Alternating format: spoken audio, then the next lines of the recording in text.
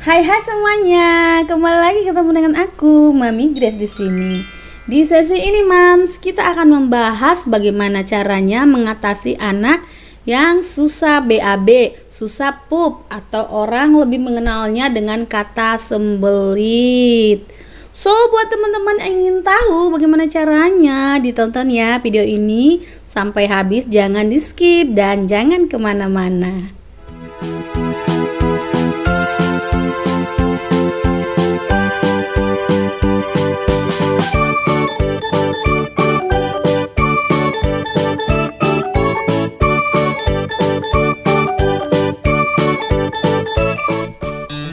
Nah Mams, di sesi ini sebenarnya aku lebih ke sharing ya Mams ya.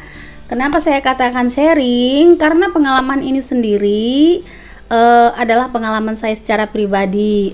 Apalagi pengalaman ini terjadi pada masa COVID sekarang. Seperti yang kita ketahui sebelumnya, salah satu ciri-ciri anak berkebutuhan khusus adalah bermasalah dalam hal BAB.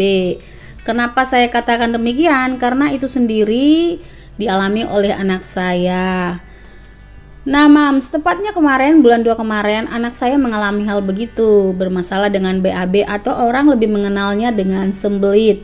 Sembelit sendiri adalah anaknya suka menahan buang air besar. Biasanya anaknya akan suka menekan keras-keras pantatnya begini ya Mams, begini ya.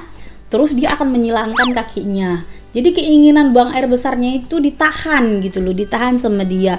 Nah, kalau ini dibiarkan lama-lama, maka pupnya itu atau kotorannya itu akan mengeras dan akan makin membuat dia makin sulit, makin sakit pada saat mengejar nanti. Oh, no. Nah, disinilah tugas kita sebagai orang tua untuk memberikan pertolongan pertama. Tentu saya sebagai orang tua, saya langsung pergi ke klinik. Jujur saya nggak langsung ke rumah sakit karena memang saya selalu mengutamakan yang terdekat terlebih dahulu. Nah, dari klinik itu sendiri saya hanya diberikan obat pencahar.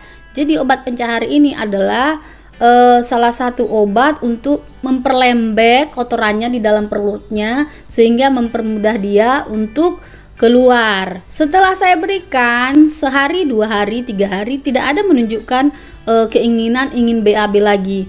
Malah dia makin menjadi-jadi, dia menahan-nahan ya.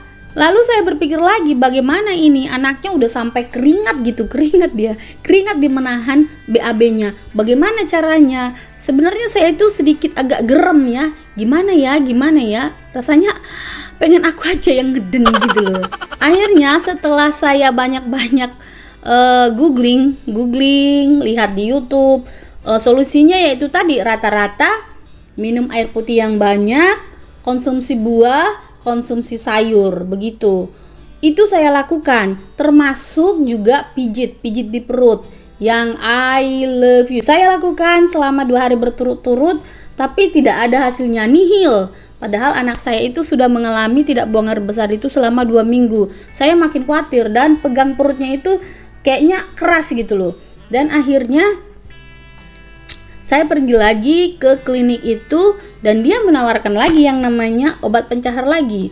Terus saya bilang saya ingin minta rujukan ke rumah sakit, tapi mereka tidak mengizinkan karena memang kondisinya kita lagi masa COVID. Katanya kalau nggak emergensi, kalau nggak urgent, nggak emergensi nggak boleh ke rumah sakit karena itu tadi masalah tentang masa COVID ini ya.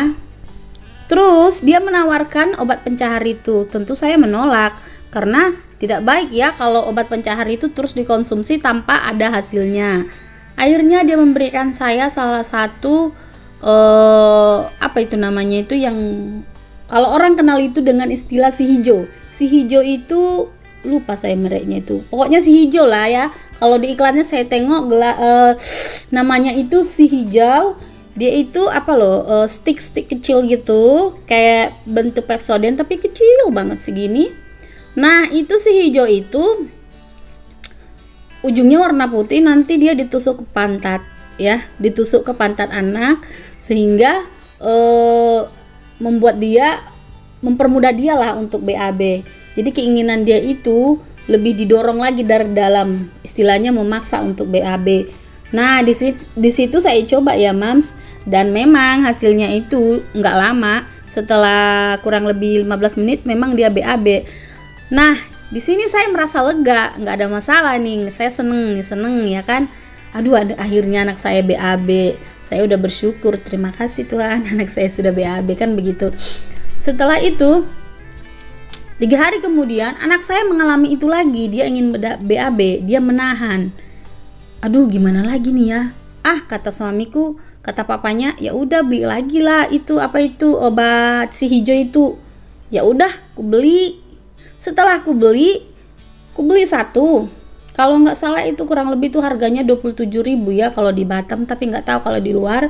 Nah, setelah saya beli, saya lakukan lagi hal yang sama. Nggak mempan. Nggak mempan teman-teman, nggak mempan. Yang ada itu saya lama-lama nunggunya, anaknya keringat-keringat nggak jelas, nggak mempan. Terus papinya bilang, ya udah coba beli lagi satu lagi, tambah lagi katanya gitu kan. Ya udah beli lagi, baru mempan. Udah 2 ya. Mempan akhirnya, ya terima kasih Tuhan, akhirnya dia BAB juga, kan begitu. Seneng lah gitu, ya kan. Tapi itu sembari saya kasih air minum juga yang banyak, konsumsi buah sama sayur tetap. Nah, selang lagi 3 hari dia kayak gitu lagi, ingin BAB ya, ingin BAB. Terus saya kasih 2 juga, nggak mempan. Ya ampun Tuhan. Papinya bilang, beli lagi satu lagi, beli 3. Bayangin 3 teman-teman, 3 dikali 27.000 berapa duit coba. Hanya untuk BAB saja udah bisa bayangin berapa duit itu saya keluarkan. Hampir 90.000. Jadi saya heran, sampai suami saya bilang, kenapa sih anak itu mau BAB aja harus mengeluarkan budget segitu. Ya kan lucu, orang paling ke toilet aja 1.000, 2.000 itu, aduh ya ampun Tuhan, kenapa anak ini gitu kan. Akhirnya saya berpikir, sampai kapan anak ini begini-begini ya masa iya nambah terus dosisnya. Kenapa buat jadi begitu kan, gitu kan, aneh rasanya gitu. Ini nggak bisa kayak gini-gini, ini harus diperbaiki, ini harus cari solusi. Itu pikiran saya pada saat itu bener nggak sih penanganannya kan gitu. Sementara kita sendiri tidak boleh konsultasi ke dokter. Jadi nggak tahu kenapa pada saat itu saya itu ada niat cari konsultasi online dokter. Nah, ada salah satu aplikasi online, aplikasi dokter. Kalau teman-teman tahu itu aplikasi Halodoc itu. Nah, itu kan ada online dokter. Saya tanyakan masalah anak saya secara detail. Dari dokternya sendiri saya disarankan untuk memberikan yang namanya banyak minum air putih, katanya 2 liter.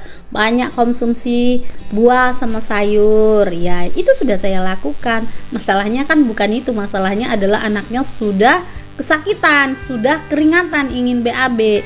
Jadi tidak waktunya lagi untuk penanganan begitu. Itu hanya untuk pencegahan ya, sementara kita sekarang butuh untuk mengatasi cepat begitu. Nah, setelah saya dapat resep dari dokter itu sendiri, yaitu antibiotik dan obat pencahar, saya berpikir, kenapa obat-obat ini lagi? Aduh, nggak ada obat lain apa kan gitu. Gimana ya solusinya? Gimana ya, padahal ke rumah sakit saja untuk menceknya kita nggak bisa. Akhirnya saya teringat waktu kecil di kampung ada tetangga saya, dia susah BAB. Akhirnya orang tuanya memberikan atau memotong-motong sabun. Ya sabun itu loh, sabun. Kalian tahu lah sabun batang, sabun balok kalau di Medan itu namanya. Nah, itu sabun itu dipotong kecil-kecil, nah ditusuk ke pantat anaknya. Saya teringat itu, teman-teman. Akhirnya saya melakukan itu sama anak saya. Saya potong kecil-kecil. Nah, ini dia sabun baloknya nih. Nih, saya deketin ini sabun baloknya. Nah, teman-teman, kalau teman-teman tahu ini sabunnya namanya sabun balok, sabun batang ya. Ya ini. Nah, ini sabun balok, sabun batang. Di kampung banyak sekali sabun ini. Bahkan di kampung juga pakainya masih nyuci juga masih pakai itu ya. Kalau di Batam juga banyak Nah, saya membeli itu teman-teman, saya potong kecil-kecil sebesar ini nih, sebesar ini. Nih, kalau teman-teman tahu gimana. Nih, sebesar ini. Ini sebesar apa ya saya bilangnya? Sebesar, tunggu, saya pasin ya. Ini sebesar apa ya saya bilang? Sebesar, kalau teman-teman tahu besarnya itu loh, apa sih namanya, korek api kayu itu. Nah, sebesar itu, lebih sebesar sedikit lagi, itu sebesar itu, dan panjangnya pun kurang lebih segitu, Mams. Nah, itu saya potong-potong nih, saya potong-potong segini, kecil-kecil kok, saya potong-potong begini. Terus sebelum ini ditusuk ke pantat anak saya cuci dulu pakai air. Kenapa saya cuci dulu pakai air? Biar licin, teman-teman. Malah kalau menurut saya setelah dicuci ini lebih bagus daripada si hijau itu. Kenapa? Kalau si hijau itu kan plastik, bahannya keras. Dia agak sedikit, kalau ditekan agak sedikit gimana gitu ya. Kalau ini enggak, kalau kita cuci dulu dia akan licin gitu kan. Pas ditusuk tuh gini, lembut dia. Anaknya tidak bermasalah. Tidak kesakitan anaknya. Malah anaknya nggak merasain apa-apa karena memang dia licin banget gitu loh.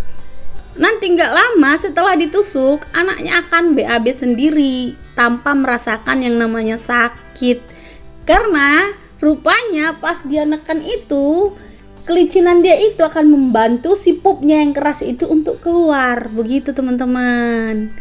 Kan bagus kayak gitu daripada nanti dia makin kesakitan. Perlu diingat ya teman-teman, untuk penggunaan sabun sendiri perlu diperhatikan untuk tingkat alergi si anak. Teman-teman boleh mencobanya untuk potongan kecil-kecil tadi itu 1-2 batang saja. Apabila anaknya alergi, teman-teman harap untuk segera berhenti ya. Tapi apabila anaknya tidak menunjukkan alergi, teman-teman boleh melakukannya. Apabila anaknya tetap masih begitu, tidak ada peningkatan dalam hal masalah BAB, teman-teman boleh melanjutkannya dengan konsultasi ke dokter, yaitu tadi dengan mengikuti protokol daripada kesehatan pihak rumah sakit sendiri ya teman-teman ya. Terus teman-teman juga perlu perhatikan apabila anaknya sudah selesai BAB, mohon pantatnya tadi atau lubang pantatnya itu disiram pakai air dengan bersih.